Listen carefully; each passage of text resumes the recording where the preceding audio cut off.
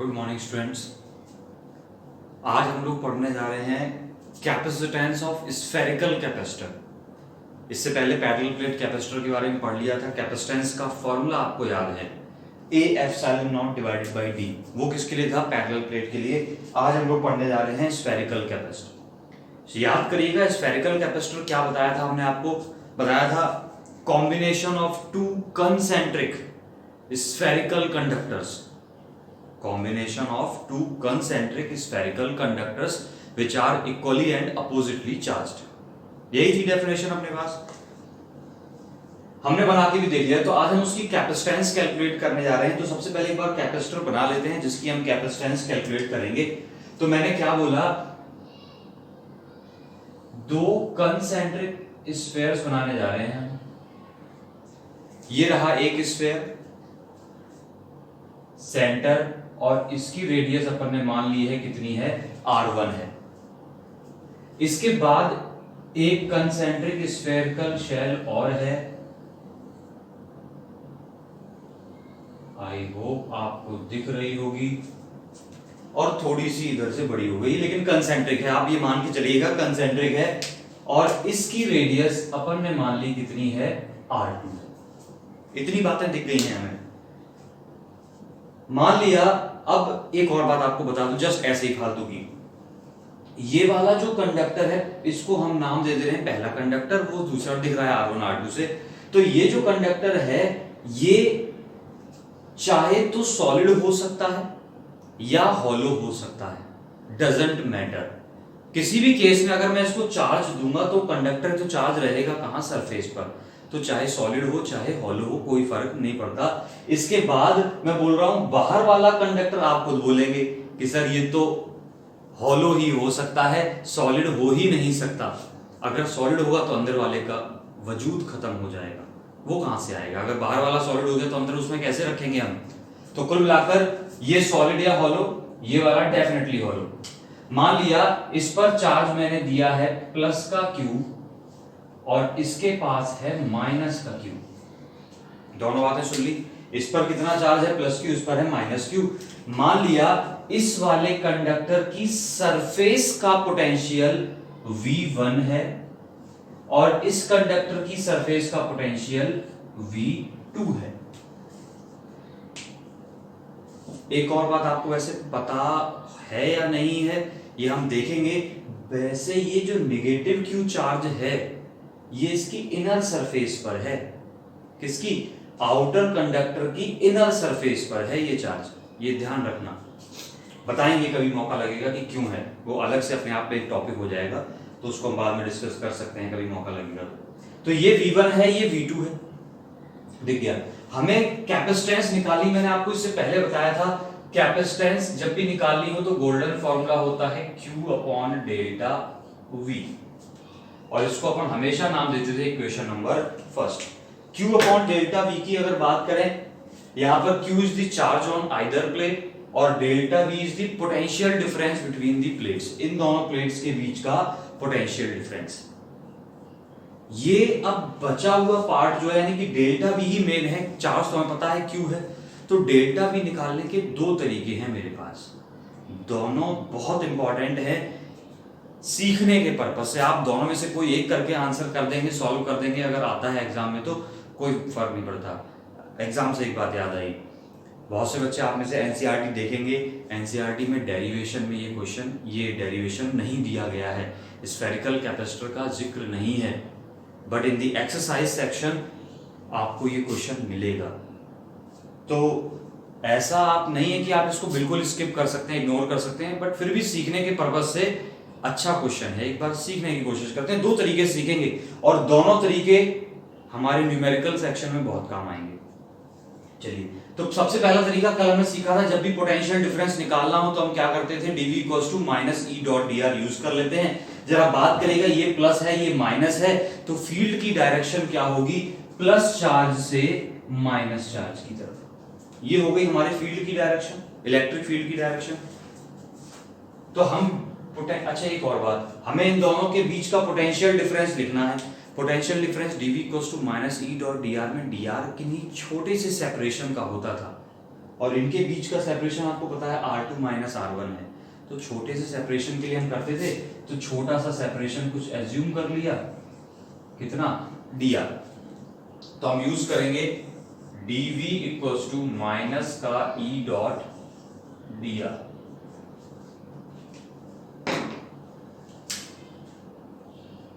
dv equals to, पहले तो ये देख लेना dr का मतलब हम, अब एक बात तरीका मैंने बताया था आपको कि मुझे इनके बीच का डिफरेंस निकालना है। ऑब्वियस सी बात है, फील्ड मेरी राइट साइड अगर मैं देखूं तो फर्स्ट कंडक्टर से सेकंड की तरफ जा रही है, कंफर्म बात है ना, फर्स्ट से सेकंड तरफ जा रही है, यही तो है फील्ड की डायरेक्शन मेरी, पॉजिटिव से नेगेटिव की तरफ। और फील्ड की डायरेक्शन ये है, हमें बात पता है फील्ड की तरफ जाने पर पोटेंशियल ड्रॉप होता है। इसका मतलब V1 और V2 में से कौन ज्यादा है, पहले तो ये बताइए मुझे। V1 और V2 में से ऑब्वियसली V1 ज्यादा है, और मुझे पोटेंशियल डिफरेंस निकालना है, दैट मींस डेल्टा V क्या हुआ, V1 माइनस V2। मुझे V1 माइनस V2 फाइंड करना है। तरीका ये था कि ये फॉर्मूला लिख लीजिएगा, उसके बाद किसी एक प्लेट से दूसरी प्लेट की तरफ जाके इसको सॉल्व कर लीजिएगा।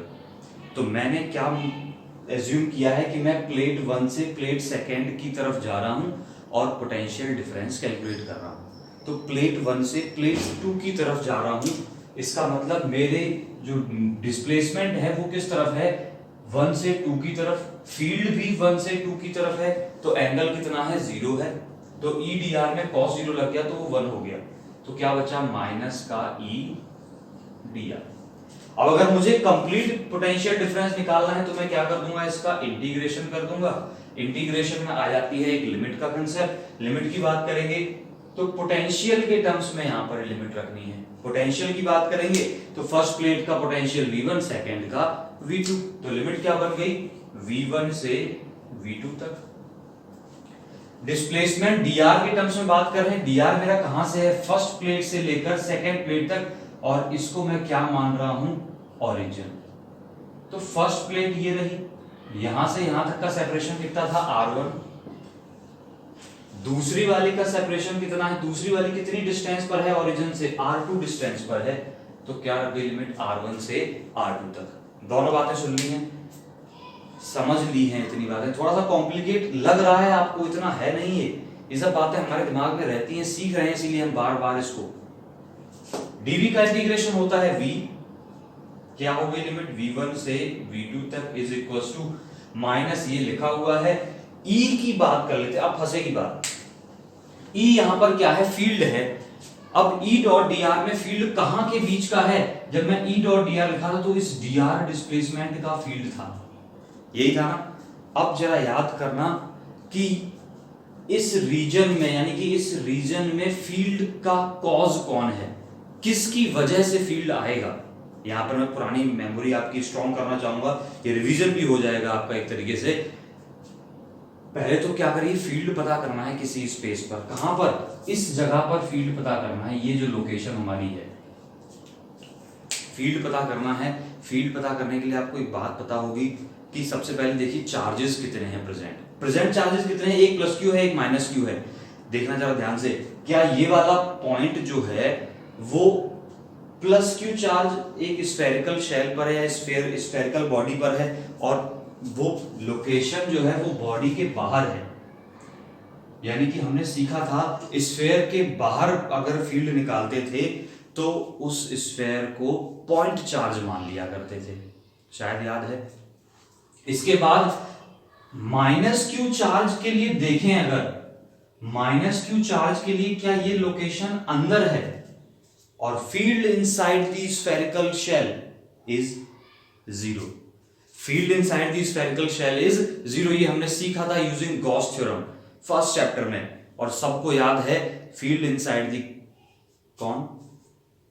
कौन field inside the spherical charge distribution is 0, या स्फेरिकल शेल के अंदर फील्ड कितना होता है, 0। यानी कि इस लोकेशन पर फील्ड के लिए कंट्रीब्यूट कौन कर रहा है, सिर्फ प्लस क्यू चार्ज कर रहा है। और उसके लिए फील्ड निकालने का तरीका हमने सीखा, इसको क्या मान लीजिए, पॉइंट चार्ज मान लीजिए, और क्या हो जाएगा KE अपॉन सेपरेशन का स्क्वायर।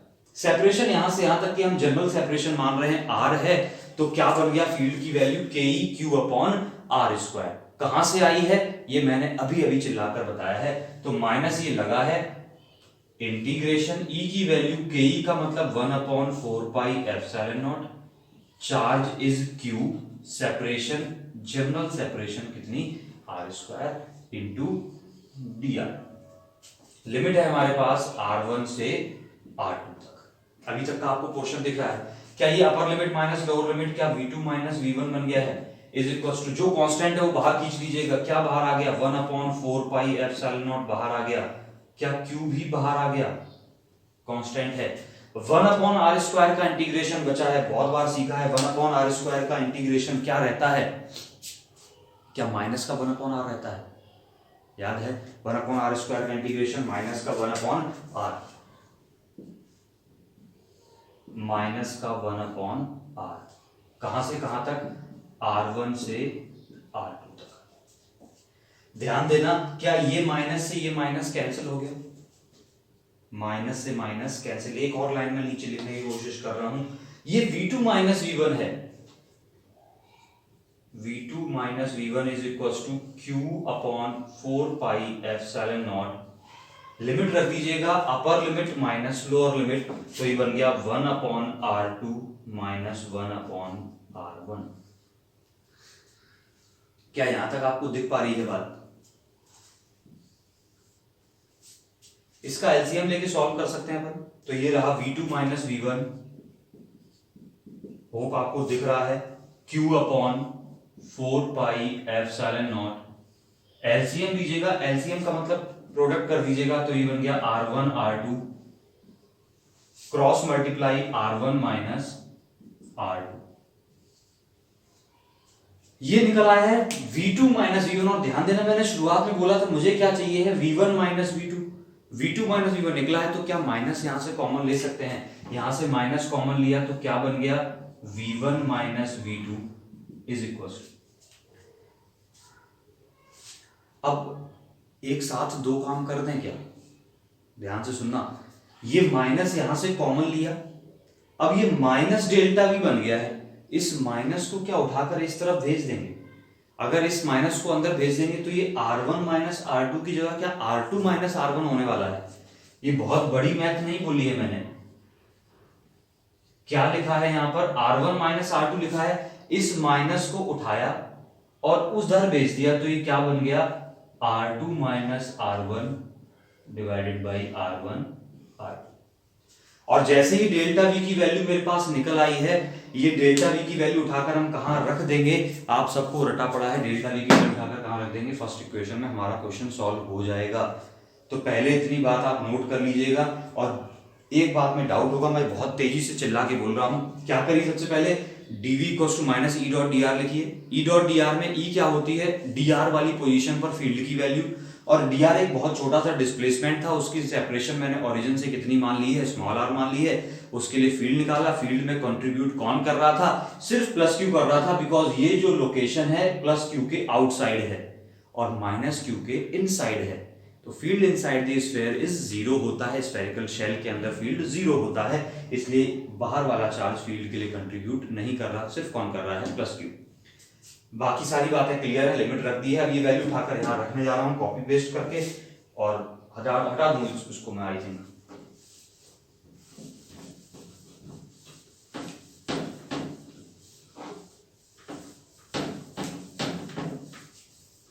देखिए जल्दी से वैल्यू रख रहा हूं, तो c equals to q upon delta v की वैल्यू बोलिएगा, ये लिखी है q अपॉन 4πε0, q अपॉन 4πε0, साथ में लिखा है r2 minus r1 divided by r1 r2। q से q कैंसिल हो रहा है, ये वाले दोनों टर्म उठकर ऊपर पहुंचने वाले हैं, तो c equals to 4πε0 r1 r2 divided by r2 minus r1। This is again capacitance of spherical capacitor. ऐसा ही एक हमने पढ़ा था, आप कंफ्यूज मत होना, हमने शुरुआत में पढ़ा था स्फेरिकल कंडक्टर। वो कंडक्टर था, इकलौता था। ये क्या है? स्फेरिकल कैपेसिटर, ये कॉम्बिनेशन है। तो आपने इतनी बात सीख ली है। अब वही मैं क्वेश्चन पुराना सा दोबारा से पूछूंगा। एक पुराना क्वेश्चन है हमारे पास जो पिछले डेरिवेशन में पूछा था कि इस स्फेरिकल कैपेसिटर की कैपेसिटेंस को कैसे बढ़ाया जा सकता है।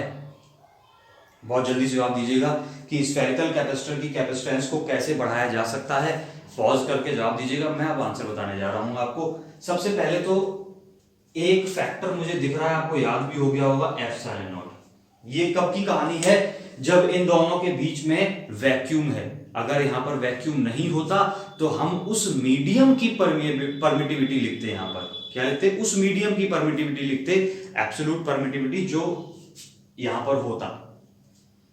अब एक तरीका तो ये है मेरे पास कि मैं इसके बीच के मीडियम को चेंज कर दूं और मीडियम को चेंज करने से कैपेसिटेंस बढ़ सकती है।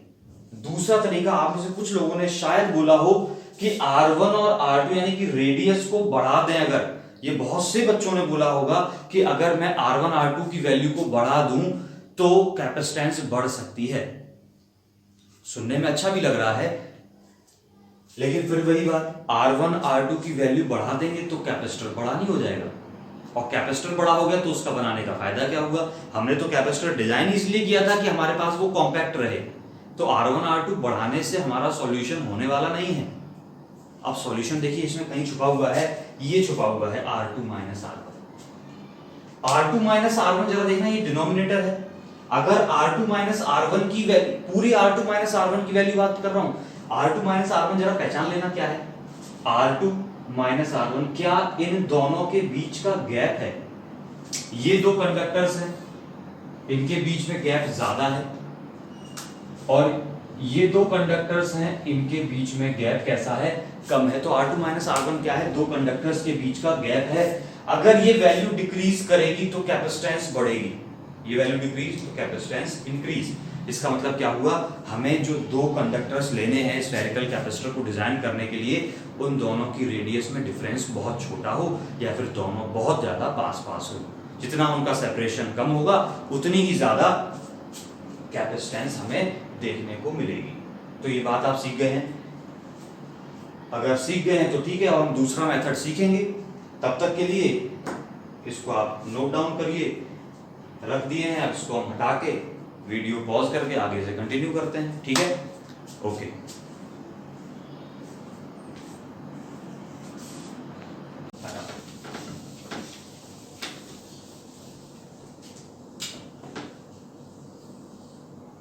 अब डायग्राम जल्दबाजी में बनाया है, थोड़ा अच्छा नहीं बना है।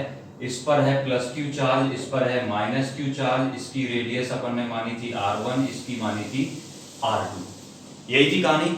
इसका पोटेंशियल मैंने मान लिया V1 है, इसकी सरफेस का पोटेंशियल V1 माना है, और इसकी सरफेस का पोटेंशियल माना है V2 है। मुझे इन दोनों सरफेसेस के पोटेंशियल डिफरेंस निकालना है कि इन दोनों में V1 और V2 में कितना पोटेंशियल डिफरेंस है। ये सब बातें सीखने से पहले मैं कुछ रिकॉल कराना चाहूंगा, बहुत जरूरी बात। क्या जरूरी बात है?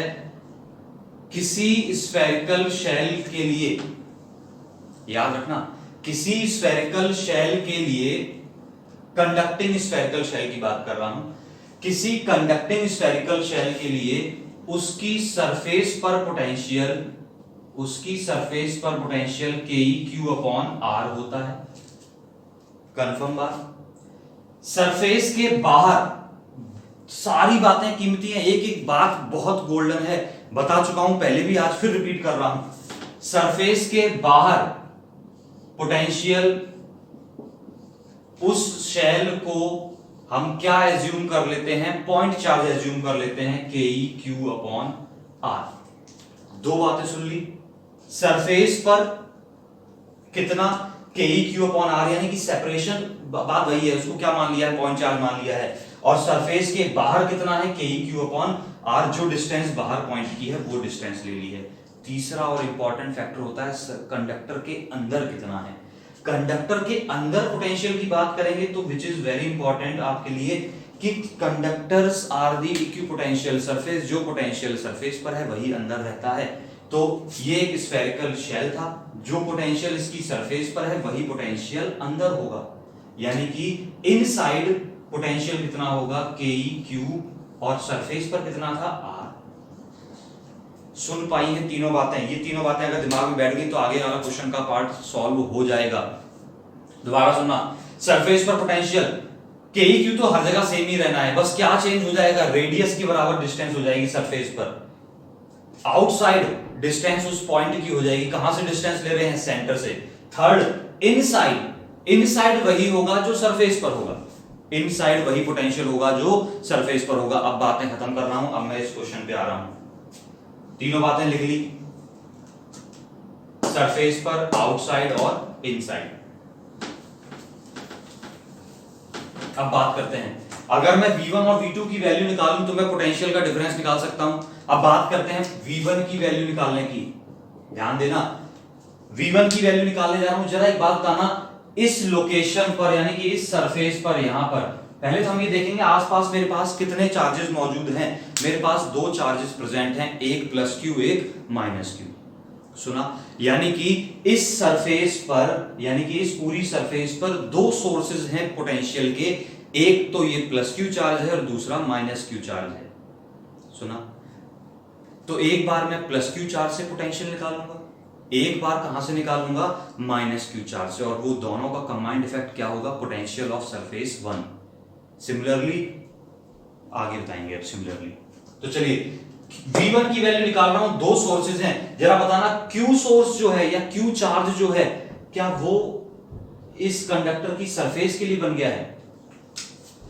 दोबारा सुनना, जो Q चार्ज है वो इस कंडक्टर पर है और कंडक्टर की सरफेस पर पोटेंशियल निकालना है। तो सरफेस पर निकालने के लिए क्या था, के क्यू अपॉन डिस्टेंस कितनी है सरफेस की, R1। सुन पाया? ये किसकी वजह से निकला, प्लस क्यू चार्ज की वजह से या फर्स्ट कंडक्टर की वजह से। अब सेकंड कंडक्टर के लिए देखेंगे, क्या सेकंड कंडक्टर के लिए ये वाली लोकेशन इनसाइड है, ये वाली लोकेशन कैसी है, इनसाइड है। यही बात सीखी हमने। तो हमें क्या करना है, अभी सीखा था मैंने कि अंदर सरफेस के पोटेंशियल कितना होता है, जो सरफेस पर ही होता है, अभी अभी सीखा था, जोड़ते रहना। ऐसा एक क्वेश्चन मैंने असाइनमेंट में दिया है, आपने असाइनमेंट देखा होगा तो इस सेकेंड कंडक्टर की वजह से इसके अंदर पोटेंशियल जब लिखेंगे तब वो क्या होगा, जो खुद इसकी सरफेस पर होगा। तो खुद सरफेस पर होगा तो कितना होगा, क्या के और चार्ज कितना है, माइनस क्यू, और इसकी रेडियस कितनी है, R2। दोनों पोटेंशियल लिख लिए, क्या ये माइनस बाहर आ गया तो ये बन गया माइनस का। सुन पाए हैं इतनी बात? ये लाइन अगर सीख गए हैं तो बताइएगा, बहुत इंपॉर्टेंट लाइन थी। सरफेस 1 पर पोटेंशियल लगाने के लिए दोनों कंडक्टर्स अपना कंट्रीब्यूशन दे रहे थे। फर्स्ट कंडक्टर के लिए ये सरफेस खुद उसी की सरफेस थी, यानी कि सरफेस पर निकाल लिया के क्यू अपॉन आर। सेकंड के लिए ये वाली लोकेशन इनसाइड थी, इनसाइड के लिए क्या होता है, जो खुद उसकी सरफेस पर होता है। अब बात कर रहे हैं सेकंड के लिए, V2 की बात करेंगे। V2 के लिए भी क्या करना है, एक बार फर्स्ट कंडक्टर से निकालिए, एक बार सेकंड से निकालिए। फर्स्ट से निकालने जा रहा हूं पहले, क्या फर्स्ट कंडक्टर के लिए ये कोई दो पॉइंट ही एज्यूम कर लेते हैं। मैं बोला क्या फर्स्ट कंडक्टर के लिए, सॉरी हाँ, फर्स्ट कंडक्टर के लिए ये पॉइंट यहां पर पोटेंशियल निकालने जा रहा हूं, क्या ये आउटसाइड है, और आउटसाइड है तो पोटेंशियल कैसे निकालते थे, उस पॉइंट तक की डिस्टेंस ले लेते थे। तो क्या बन जाएगा, आप खुद बोलिएगा, के चार्ज इज क्यू, और यहां से यहां तक की डिस्टेंस कितनी है, क्या R2 है, R2 हो गई, प्लस अब सेकेंड कंडक्टर की वजह से निकालिए। सेकेंड कंडक्टर क्या कहता है, क्या उसके लिए ये पॉइंट सरफेस पर है उसकी, और सरफेस पर ही है, तो के चार्ज इज माइनस का क्यू अपॉन सेपरेशन कितनी है, R2। अरे ये तो दोनों खत्म हो लिए हैं, दिख रहे हैं क्या, दोनों खत्म हो लिए, प्लस का एक माइनस का खत्म हो लिए। तो पोटेंशियल डिफरेंस कितना आया, V2 की वैल्यू हो कितनी गई है, 0 हो गई है। तो potential difference V1 minus V2 कितना आ गया, क्या यही खुद बच गया। इन दोनों को देखें तो KEQ कॉमन है, क्या आ गया, KEQ कॉमन, क्या बचा, 1 upon R1 minus 1 upon R2। KE का मतलब आप जानते हैं 1 अपॉन 4 पाई एप्सिलॉन नॉट में रख दूंगा। अब इस वैल्यू को उठाकर कहां रख देंगे, फर्स्ट इक्वेशन में, एक बार देख लेते हैं। तो delta V is equal to KE का मतलब 1 upon 4 pi epsilon naught Q LCM ले लीजिए, क्या बना R1 R2 माइनस R1। इस वैल्यू को उठाकर यहां रख देंगे ऐसा, शायद मैं रख के दिखा चुका हूं आपको, इतना आपने नोट कर लिया है। और देखिएगा कहानी जल्दी से, उठाकर यहां रख दिया तो C इक्वल टू क्या जल्दी लिखूंगा, Q से Q कैंसिल हो जाएगा, फाइनल आंसर फिर से वही आ गया है 4 pi epsilon not R1 R2 divided by R2 minus R1। आपके असाइनमेंट में क्वेश्चन है 3 concentric spherical shells of charge density sigma minus sigma and plus sigma. वो क्वेश्चन इसी तरीके से लगेगा जो अभी मैंने सिखाया है, बहुत इंपॉर्टेंट बोर्ड में आया हुआ क्वेश्चन है, और इसी मेथड से लगेगा जो अभी अभी मैंने चिल्ला चिल्ला के बताया है। सरफेस के बाहर पोटेंशियल कैसे निकालते हैं, अंदर पोटेंशियल कैसे निकालते हैं, और सरफेस पर कैसे निकालते हैं। तो अब आप इतना सॉल्व करिएगा, देखिएगा एक बार रिहर्सल करके, फिर हम बाकी बातें कल करते हैं अगले लेक्चर में। तब तक के लिए अपना वर्क करते रहिए, एंजॉय करते रहिए। Good bye.